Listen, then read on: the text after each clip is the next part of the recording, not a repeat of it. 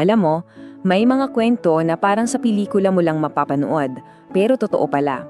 At ngayon, yan ang pag-uusapan natin. Ito'y isang totoong kwento tungkol sa isang lalaki na nagpatunay na kahit isang tao lang, gamit lang ang sarili niyang mga kamay, ay kayang magtanim ng isang buong gubat. Naramdaman ho na ba yon?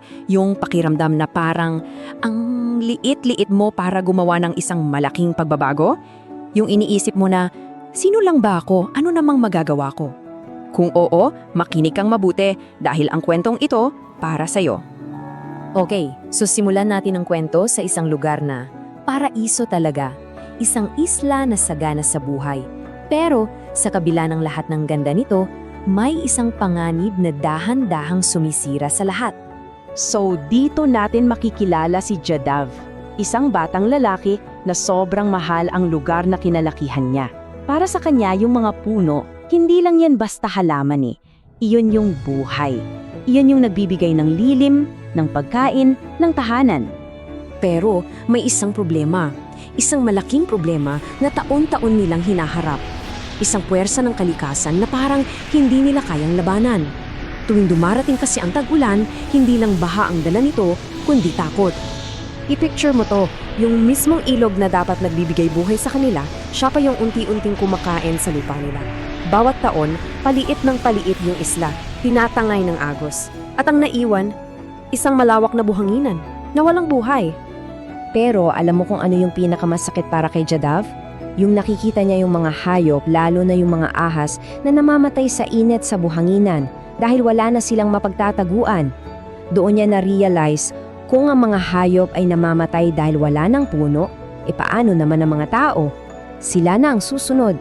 Pero sa gitna ng lahat ng to, sa gitna ng parang kawalan na ng pag-asa, may isang maliit na bagay na nangyari. Isang napakaliit na simula na babago sa lahat. Ito lang, 20, hindi 200, hindi 2,000. 20 piraso lang. Yan ang ibinigay sa kanya ng mga nakatatanda sa nayon nila nung sinabi niya yung problema.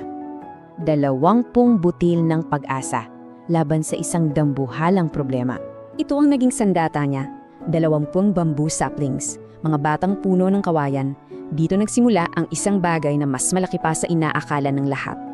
Pero seryoso, 20 piraso lang? Kakayanin ba niya napigilan yung isang buong ilog na kayang tumangay ng lupa? Parang suntok sa buwan, di ba? Parang imposible. At dito na magsisimula yung totoong kwento. Hindi ito magic ito yung kwento ng puro pawis, pagod at walang sawang pagtitiga ng isang tao sa loob ng napakahabang panahon. Tingnan niyo to, hindi ito instant. Araw-araw, linggo-linggo, taon-taon, mag-isa lang siya. Imagine, for almost 40 years, halos siya lang mag-isa ang gumagawa at naniniwala sa ginagawa niya. At hindi to basta-basta pagtatanim. Araw-araw nag-iigib siya ng tubig gamit yung mabibigat na timba. Naghakot siya ng dumi ng baka at mga bulate para lang tumaba yung buhangin. At ito pa, sinadya niyang magdala ng mga pulang langgam o uyang mga nangangagat dahil alam niyang binabago nila ang lupa. Tiniis niya lahat ng kagat at lahat ng hirap. So, pagkatapos ng lahat ng hirap na yon, pagkatapos ng ilang dekada, ano kayang nangyari? Well, isang milagro ang nabuo. Isang milagrong gawa ng sipag at tiyaga. Mula sa 20 kaayan, naging ganito kalaki. Tingnan nyo, after 30 years, nakabuo siya ng gubat na 40 ektarya. Para magka-idea ka, mas malaki pa yan sa ilang pinagsama-samang malalaking mall. At ginawa niya yan, mag-isa. At hindi lang mga puno yung tumubo. Bumalik yung buhay. Dahan-dahang dumating ang mga kalabaw, mga super bihirang one-horned rhino, mga ahas, iba't ibang ibon, pati mga kawan ng elepante. At ang pinakapatunay na isa na siyang tunay na ecosystem, dumating pati mga tigre. Akala mo tapos na, no? Pero hindi pa. Kasi yung tagumpay niya may kasamang mga bagong hamon. Hindi na lang siya tagapagtanim. Ngayon, kailangan na niyang maging tagapangalaga. Nung sinimulan ng mga elepante na sirain yung mga pananim sa kabilang nayon, anong ginawa ni Jadav? Hindi niya tinaboy. Ang talino ng solusyon niya. Nagtanim siya ng mga puno ng prutas sa loob ng gubat para doon na sila kumain. Nung natakot yung mga tao sa mga tigre, nagtanim siya ng matataas na damo para doon manirahan yung mga usa na pagkain naman ng tigre. Hindi niya nilabanan ng kalikasan, nakipagtulungan siya dito.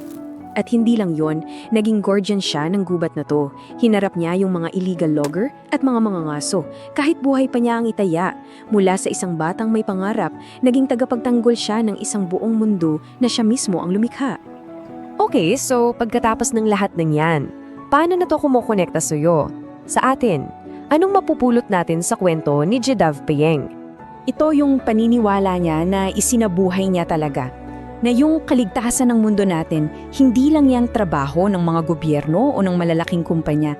Nagsisimula yan sa isang simpleng buto. Kaya iiwan ko sa iyo tong tanong na to. Ano yung 20 kawayan mo? Hindi to kailangan literal na puno, Pwedeng isang maliit na act of kindness, isang bagong skill na pag-aaralan mo, o isang pangarap na sisimulan mo na ngayon. Kasi tulad ni Jedav, yung maliit na butil ng effort na itatanim mo ngayon, baka yan ang maging isang malagong gubat na magbibigay buhay at lilim sa iba balang araw.